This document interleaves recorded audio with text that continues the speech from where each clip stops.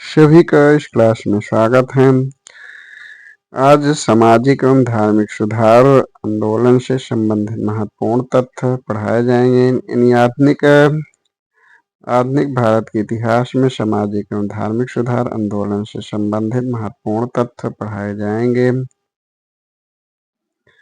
महत्वपूर्ण तथ्यों में है कि 19वीं शताब्दी के सामाजिक एवं धार्मिक सुधार आंदोलनों का भारत के आधुनिक इतिहास में विशेष स्थान है। इस आंदोलन ने बुद्धिजीवियों और मध्यम वर्ग को सर्वाधिक प्रभावित किया।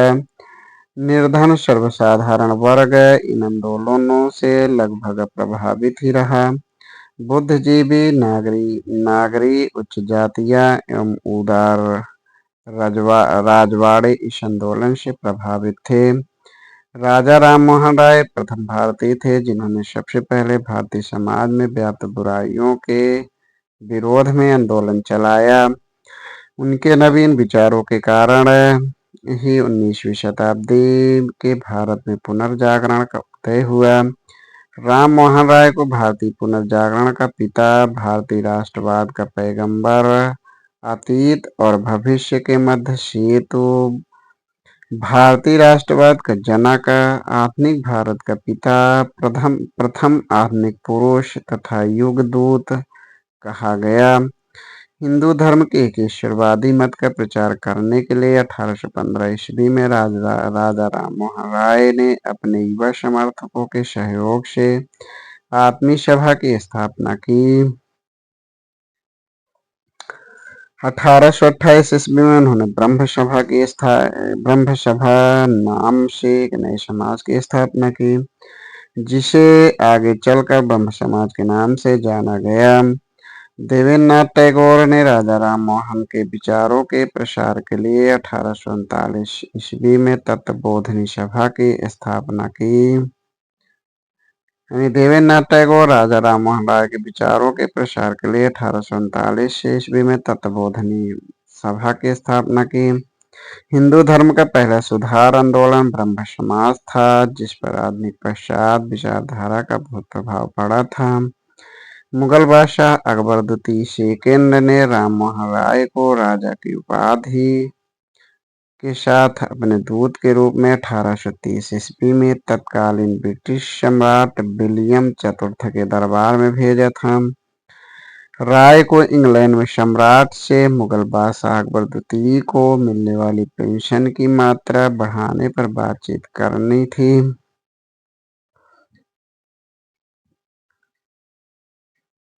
इंग्लैंड के ब्रिस्टल में 27 सितंबर 1833 को राजा राम मोहन राय की मृत्यु हो गई। तो इनकी मृत्यु इंग्लैंड के ब्रिस्टल में 28 सितंबर 1833 ईस्वी में।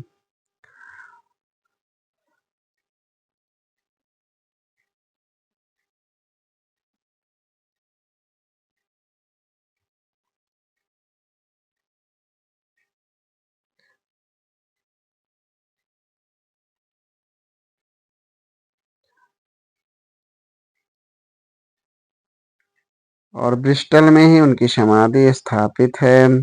शिक्षा के क्षेत्र में राजा राम मोहन राय अंग्रेजी शिक्षा के पक्षधर थे। उनके अनुसार एक उदारवादी पश्चात शिक्षा ही अज्ञान के अंधकार से हमें निकाल सकती है और भारतीयों को देश के प्रशासन में भाग दिला सकती है। उन्होंने मूर्ति पूजा, बाल विवाह तथा सती प्रथा जैसी सामाजिक कुरीतियों का विरोध किया। रामकृष्ण परमहंस ने इस बात पर जोर दिया था कि ईश्वर तक पहुंचने के कई मार्ग हो सकते हैं। उन्होंने उपासना के सभी रूपों में एक परमात्मा की आराधना करते हुए सभी धर्मों की पूजा विधियों में एक ही ईश्वर की खोज की, जिसे पाने के लिए सभी धर्मावलंबियों अपने अपने मार्ग से उस गंतव्य का ध्यान करते हैं। रामकृष्ण परमहंस की शिक्षाओं की व्याख्या को साकार करने का श्रेय स्वामी विवेकानंद है, जिनका समय 1863 से 1902 है। उन्होंने इस शिक्षा का साधारण भाषा में वर्णन किया। स्वामी विवेकानंद इस नवीन हिंदू धर्म के प्रचारक के रूप में उभरे।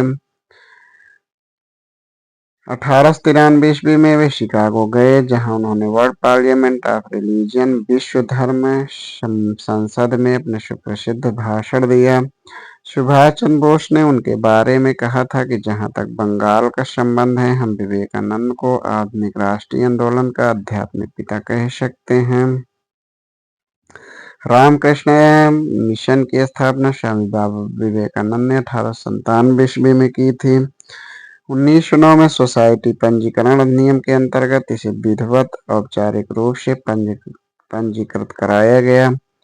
रामकृष्ण मिशन का कलकत्ता के बेलूर में मुख्यालय खोला गया। मिशन का नामकरण रामकृष्ण परमहंस के नाम पर हुआ। यह 19वीं सदी का अंतिम महान धार्मिक एवं सामाजिक आंदोलन था।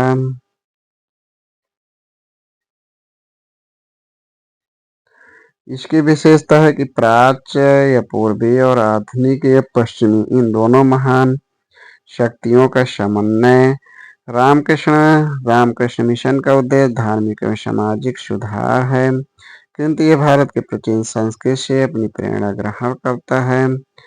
यह शुद्ध वेदांत के सिद्धांत को अपना आदर्श मानता है। इसका लक्ष्य मनुष्य के भीतर की उच्चतम आध्यात्मिकता का विकास करना है, किंतु साथ ही यह हिंदू धर्म में पीछे विकसित मूर्ति पूजा जैसे चीजों की कीमत और उपयोगिता को भी स्वीकार करता है। मिशन की दूसरी विशेषता है सभी धर्मों की सच्चाई में विश्वास। स्वामी विवेकानंद कहा करते थे, सभी विभिन्न धार्मिक विचार एक ही मंजिल तक पहुंचने के केवल विभिन्न रास्ते हैं। शारदा मणि मुखोपाध्याय, जिन्हें शारदा देवी के नाम से जाना जाता है, का विवाह 23 वर्षीय रामकृष्ण परमहंस से 5 वर्ष की उम्र में 1859 ईस्वी में हुआ था। मूल शंकर स्वामी दयानंद का जन्म 1824 ईस्वी में गुजरात के मोरबी रियासत काठियावाड़ क्षेत्र के एक ब्राह्मण कुल में हुआ था। उन्होंने 1860 में मथुरा में स्वामी बिरजानंद जी से वेदों के शुद्ध अर्थ तथा वैदिक धर्म के प्रति अगाध श्रद्धा व्यक्त की। 1867 ईस्वी में उन्होंने पाखंड खंडनी पताका लहराई। उनके विचार उनकी प्रसिद्ध पुस्तक सत्यार्थ प्रकाश में वर्णित हैं। उनकी अन्य रचनाओं में पाखंड खंडन, वेदभास भूमिका, ऋग्वेद भाष, अद्वैत मत खंडन, पंच महायज्ञ विधि तथा बल्लभाचार्य मत खंडन प्रमुख हैं। स्वामी दयानंद ने कहा था कि अच्छा शासन स्वशासन का स्थानापन्न नहीं है। दयानंद सरस्वती मूल शंकर ने अप्रैल 1875 ईस्वी में बंबई में आर्य समाज की स्थापना की, जिसका मुख्य उद्देश्य प्राचीन वैदिक धर्म की शुद्धता रूप से पुनः स्थापना था। आर्य समाज आंदोलन का प्रसार प्राय पाश्चात्य प्रभावों की प्रतिक्रिया के रूप में हुआ। 1877 में आर्य समाज का मुख्यालय लाहौर में स्थापित किया गया। इसके उपरांत आर्य समाज का अधिक प्रचार हुआ। शुद्ध वैदिक परंपरा में विश्वास के चलते स्वामी जी ने पुनः वेदों की ओर चलो का नारा दिया। इनका उद्देश्य था कि भारत के धार्मिक, सामाजिक तथा आर्थिक रूप से एक कर दिया जाए, यानी भारत को धार्मिक, सामाजिक तथा राष्ट्रीय रूप से एक कर दिया जाए। धार्मिक क्षेत्र में मूर्ति पूजा, बहुदेववाद, अवतारवाद, पशु बलि, श्रद्धा, तंत्र मंत्र तथा झूठे कर्मकांडों को स्वीकार नहीं करते थे।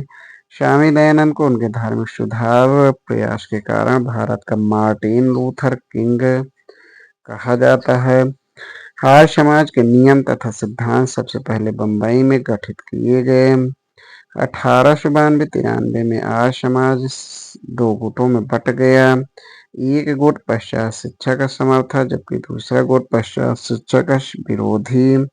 पश्चात शिक्षा के विरोधी में स्वामी श्रद्धानंद, लेखराज और मुंशीराम प्रमुख हैं। यानी श्रद्धानंद, लेखराज और मुंशीराम, इन लोगों ने 1902 में गुरुकुल की स्थापना की पश्चात शिक्षा के समर्थकों में लाला लाजपत राय, हंसराज प्रमुख थे। इन लोगों ने दयानंद एंग्लो-वैदिक कॉलेज की स्थापना की। सर्वप्रथम स्वामी दयानंद सरस्वती ने स्वराज शब्द का प्रयोग किया था। यानी स्वराज शब्द का प्रयोग सर्वप्रथम स्वामी दयानंद ने किया था। हिंदी को राजभाषा के रूप में स्वीकार किया। प्रार्थना समाज की स्थापना 1867 ईस्वी में बम्बई में आचार्य केशव चंद्र सेन ने किया था। सेन की प्रेरणा से आत्माराम पांडुरंग द्वारा की गई थी। महादेव गोविंद रानडे द्वारा इस संस्था में 1869 ईस्वी में जुड़े। इस संस्था का प्रमुख उद्देश्य जात प्रथा का विरोध, स्त्री पुरुष के विवाह की आयु में वृद्धि, विधवा विवाह एवं स्त्री पुरुष को प्रोत्साहन देना था। रानाडे का उल्लेख दक्षिण भारत में सांस्कृतिक पुनर्जागरण के अग्रदूत के रूप में किया जाता है। देव समाज की स्थापना 1887 ईस्वी में शिव नारायण अग्निहोत्री ने लाहौर में की थी। ये ब्रह्म समाज के पूर्व अनुयायी थे। इस समाज के उपदेशों को देवाशास्त्र नामक एक पुस्तक में संकलित किया गया है।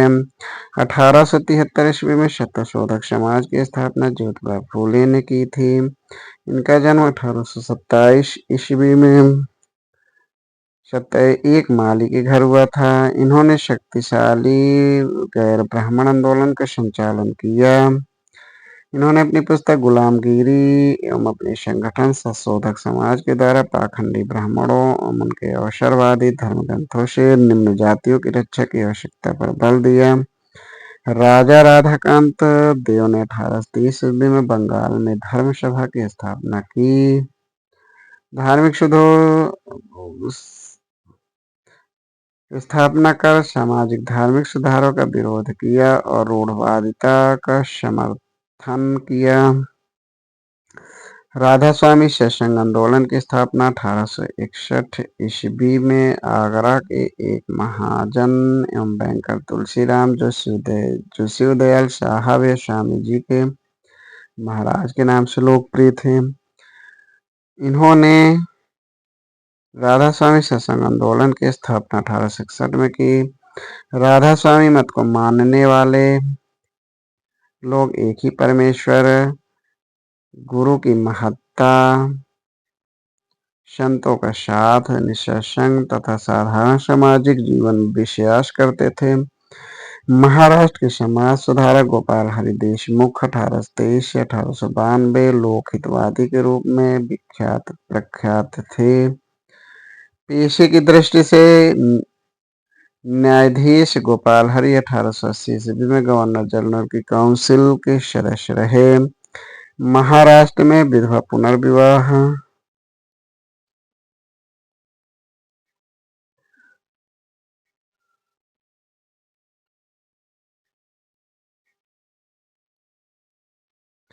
तो आज इतना ही। इसके आगे की महत्वपूर्ण तथ्य अगली क्लास पढ़ाए जाएंगे। धन्यवाद।